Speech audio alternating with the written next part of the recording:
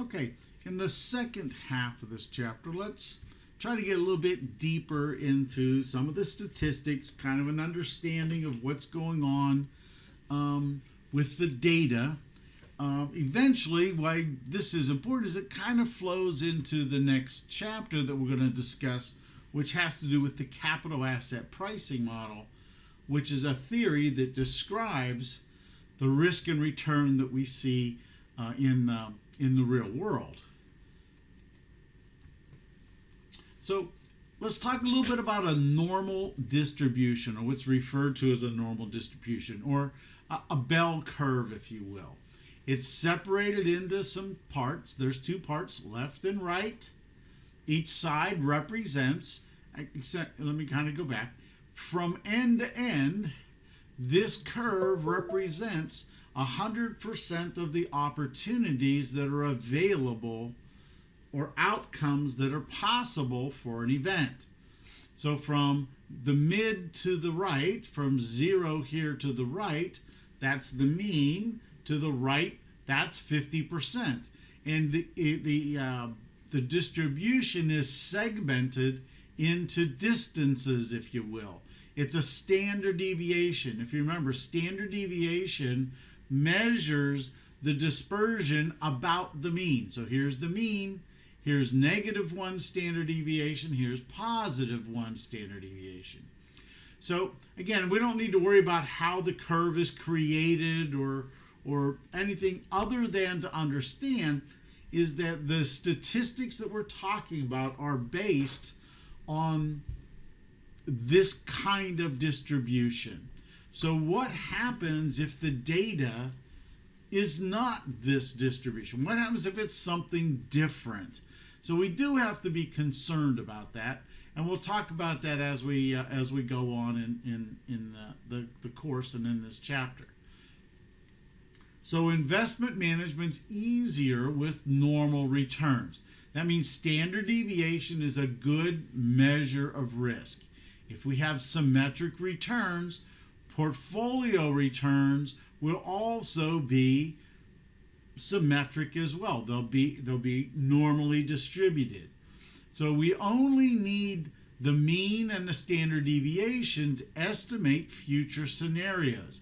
Later on, we'll use a phrase called the mean variance hypothesis.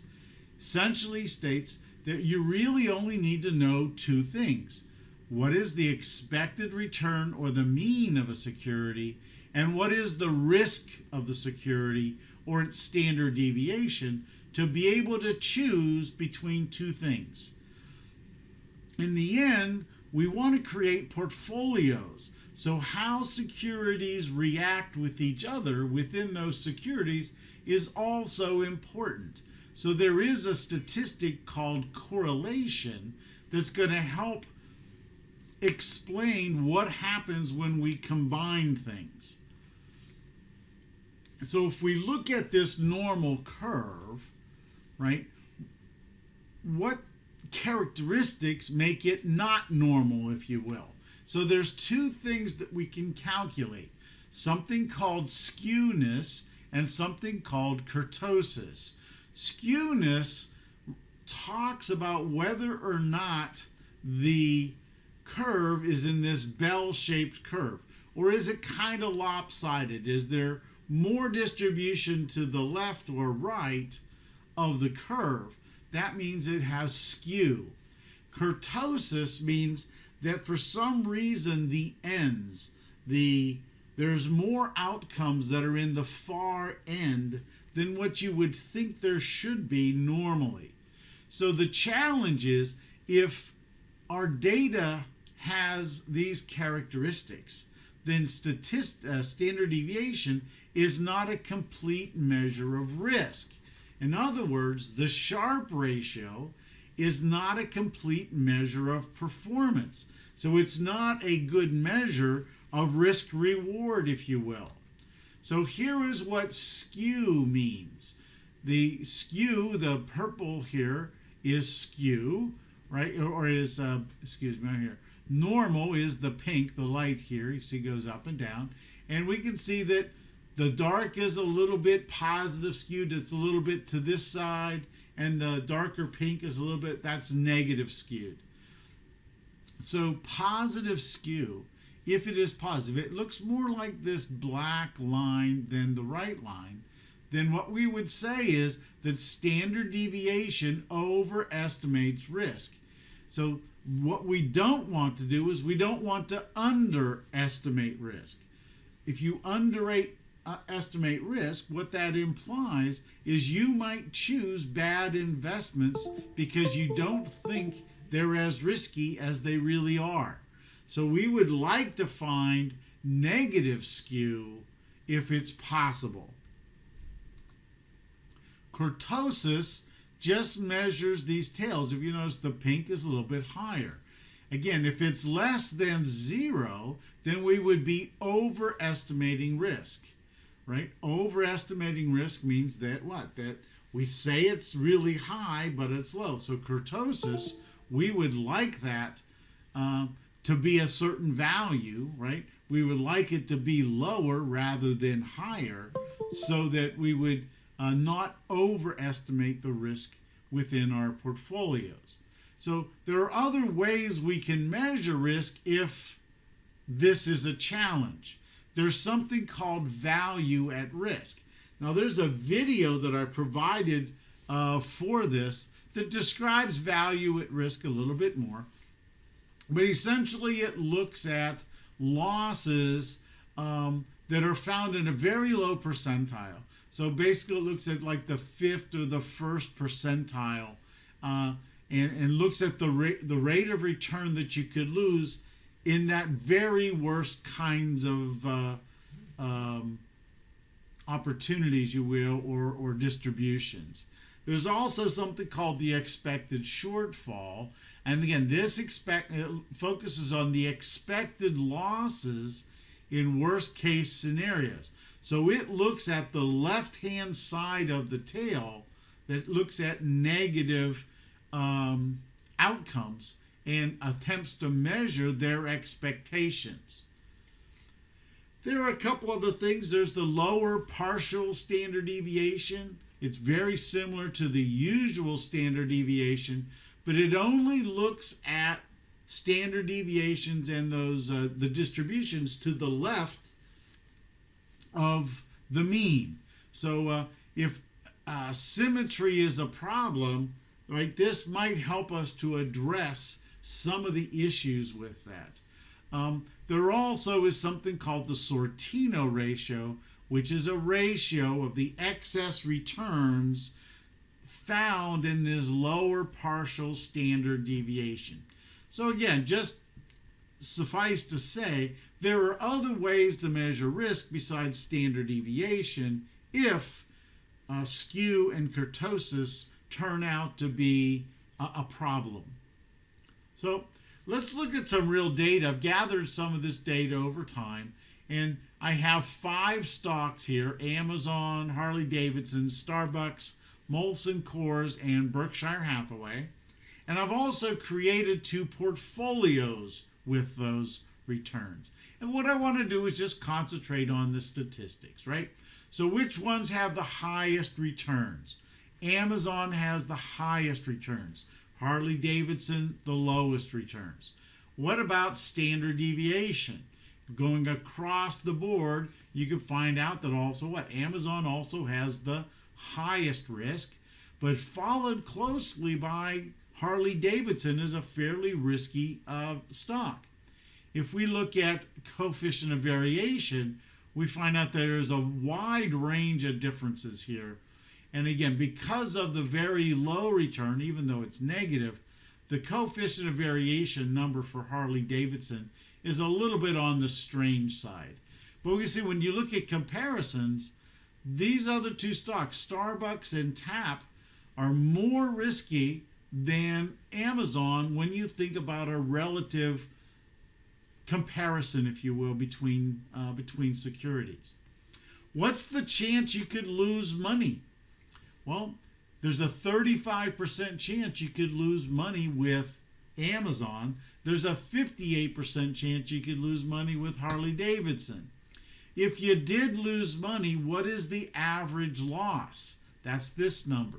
So there's a 35% chance that you could lose on average about -5%. Risk-wise, we want, number one, we want the probabilities to be low, but then in addition, we want the losses to be low. Here's the variation at risk numbers.